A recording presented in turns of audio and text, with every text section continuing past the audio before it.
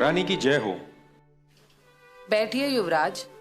ये देखिए दादी, भारत में किसी ने एक आरटीआई लगाई है। कैसी आरटीआई राजकुमार? आरटीआई में लिखा हुआ है कि भारत कब और किससे आजाद हुआ। 14 अगस्त और 16 अगस्त 1947 को भारत का शासक कौन था? 25 जनवरी और 27 जनवरी 1950 को भारत का शासक कौन था? ब्रिटेन का शासन किस तारीख को भारत से खत्म हुआ? और क्या ब्रिटिश और उनकी आने वाली पीढ़ी का भारत पर किसी भी तरह का अधिकार है? लेकिन भारत सरकार ने इस आरटीआई का कोई जवाब नहीं दिया और आरटीआई लगाने वालों का दावा है कि आज भी भारत पर आपकी ही हुकूमत चलती है। क्या ये सच है दादी? हमारे पूर्वजों का सपना था कि दुनिया पर उनके वंशजों की हुकूमत बरकरार रहे। मैं तो अब बूढ़ी हो चली हूँ और आने वाले समय में इस महान सिंहासन को तुम्हें ही संभालना है। इसीलिए ये राज की बात बताना तुम्हें अब जरूरी हो गया है।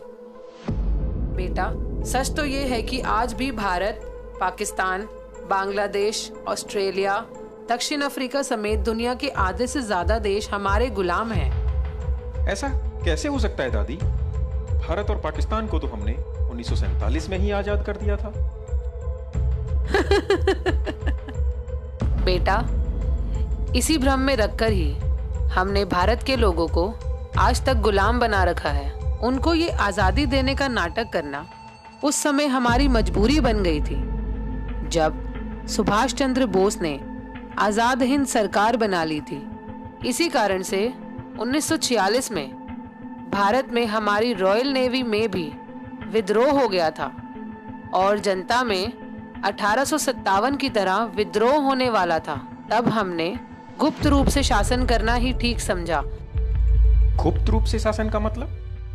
भारत को हमने 99 साल की लीज पर वहां के अपने ही चमचों को सत्ता संभालने के लिए दिया था, ताकि भारत के लोगों को लगे कि देश आजाद हो गया।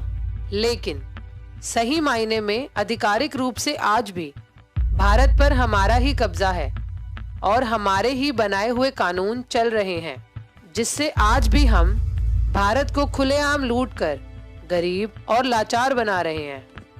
दादी, ये सुनकर खुशी तो बहुत हो रही है, पर यकीन नहीं हो पा रहा। ठीक है, ये बताओ कि क्या मुझे कभी भारत जाने के लिए वीजा की जरूरत पड़ी, जबकि वहाँ के प्रधानमंत्री या राष्ट्रपति को इंग्लैंड में आने के लिए वीजा लेना पड़ता है? क्या तुम्हें पता है, जब मैं 1952 में रानी बनी तो ब्रिटेन के साथ साथ भारत और पाकिस्तान की भी रानी घोषित हुई थी। क्या तुमने नेहरू और सी राजगोपालाचारी के द्वारा ली गई शपथ पढ़ी होती तो यकीन आ ही जाता। कौन सी शपथ? राजगोपालाचारी ने 21 जून 1948 को भारत का गवर्नर जनरल बनने पर शपथ ली थी कि मैं चक्रवर्ती राजगोपालाचारी गंभीरता के साथ इस बात को पक्का करता हूँ कि मैं हिज मैजेस्टी किंग जॉर्ज 6 और उनके उत्तराधिकारी के प्रति विधि के अनुसार वफादार, निष्ठावान रहूंगा और उनके प्रति पूर्ण भक्ति रखूंगा। और मैं चक्रवर्ती राजगोपालाचारी इस बात को गंभीरता के साथ पक्का करता हूँ कि मैं गवर्नर जनरल के पद पर हिज मैजेस्टी किंग जॉर्ज 6 एवं उनके उत्तराधिकारियों के ठीक प्रकार से सत्यता के साथ सेवा करूंगा। देखा, अगर भारत 15 अगस्त 1947 को आजाद हो गया था तो सी राजगोपालाचारी ने 21 जून 1948 को मेरे पिताजी के नाम की शपथ आखिर क्यों ली? चलो दादी, मान लिया कि 15 अगस्त 1947 को दी गई आजादी झूठी थी, लेकिन 26 जनवरी 1950 में तो भारत के लोगों ने अपना खुद का संविधान बनाकर अपने देश को गणतंत्र घोषित कर लिया था। उसके बाद तो उनको आजाद मानना ही पड़ेगा। बेटा, तुम बहुत भोले हो। गणतंत्र शब्द का मतलब भी नहीं समझते। गणतंत्र का मतलब मालिक बनना नहीं होता। वहाँ का संविधान हमारा बनाया हुआ एक कानून ही तो है, जिसका पालन वहाँ के हर एक आदमी को करना ही पड़ेगा। इसको समझने के लिए ये देखो, इंडियन इंडिपेंडेंस एक्ट 1947, इसमें सेक्शन 6 क्लॉज 3 को पढ़ो। इसमें साफ साफ लिखा है कि भारत में कोई भी कानून बनाने का, रोकने का और हटाने का अंतिम निर्णय वहाँ का गवर्नर जनरल ब्रिटेन के राजा की अनुमति से ही कर सकता है।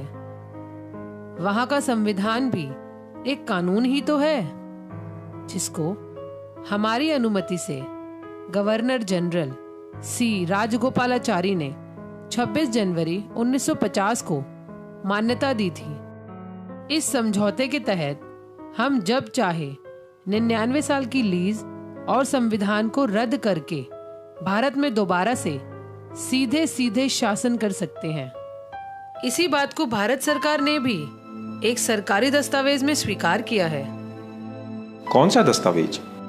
1953 में रामनारायण द्वारा पूछे गए एक सवाल के जवाब में भारत सरकार ने आधिकारिक रूप से लिखकर भेजा कि ब्रिटिश नेशनैलिटी एक्ट के अंतर्गत भारत का हर व्यक्ति ब्रिटिश कानूनों के अधीन है और यह स्थिति भारत के गणतंत्र होने के बाद भी नहीं बदली है।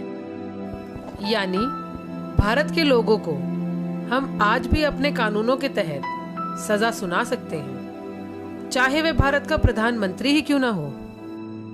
तो क्या दादी, वहाँ का प्रधानमंत्री लोगों का नहीं बल्कि आपका सेवक है? क्यों, तुम्हें नहीं लगता?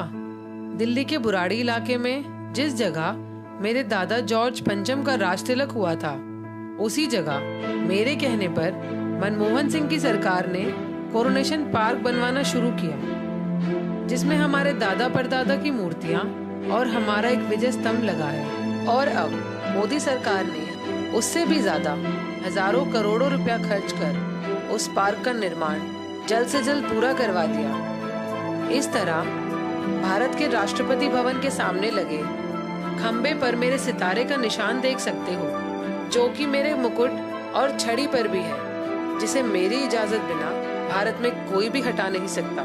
और अगर भारत के किसी प्रधानमंत्री या राष्ट्रपति ने अपनी माँ का दूध पिया हो तो मेरे उस सितारे के निशान और कोरोनेशन पार्क को हटाकर दिखाए। और आरटीआई के जवाब में अगर भारत के राजपत्र पर यह लिख कर दे दे कि भारत के लोग वहाँ के सर्वोच्च शासक हैं और ब्रिटेन की रानी का भारत पर कोई अधिकार नहीं, तो मैं अपना सिंहासन उस आदमी के लिए खाली कर दूंगी।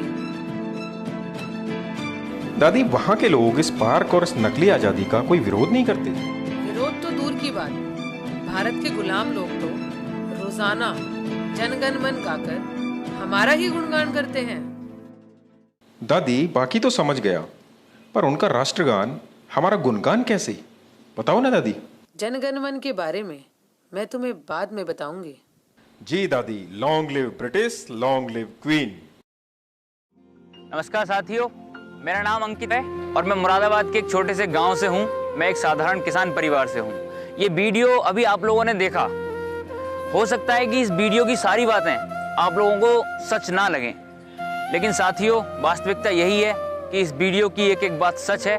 और जिन लाखों लोगों ने इस देश को आज़ाद कराने के लिए अपनी कुर्बानियां दी, उनका सपना आज भी अधूरा का अधूरा है। आज भी ब्रिटेन की रानी का शासन भारत पर होना उन सारे शहीदों का अपमान है। मैं नहीं जानता कि इस देश से ब्रिटेन के शासन का अंत कैसे होगा, लेकिन इसके लिए मैं हर संभव योगदान करने के लिए तैयार हूँ। और मुझे लगता है कि शायद इसी को देशभक्ति कहते हैं। सिर्फ भारत माता की जय बोलने से कोई देशभक्त नहीं हो जाता। जो देश के सम्मान के लिए थोड़ा सा भी योगदान ना कर पाए, वो देशभक्त कहलाने के लायक नहीं होता। साथियों, ये वीडियो तो मात्र एक शुरुआत है। आने वाले वीडियो में हम इससे भी गहरे राजों से पर्दा उठाएंगे। मैं ये जानता हूँ कि देश का मीडिया इन चीजों को आप लोगों तक नहीं पहुंचाएगा, इसलिए केवल अब देश प्रेमियों से ही उम्मीद बची है। अगर आप भी देशभक्त हैं तो नीचे दिए गए नंबर पर एक मिस्ड कॉल दें, जिससे आने वाले समय की वीडियो की जानकारी हम आपको पहुंचा सकें, जिससे ज्यादा लोगों तक ये सच पहुंच सके।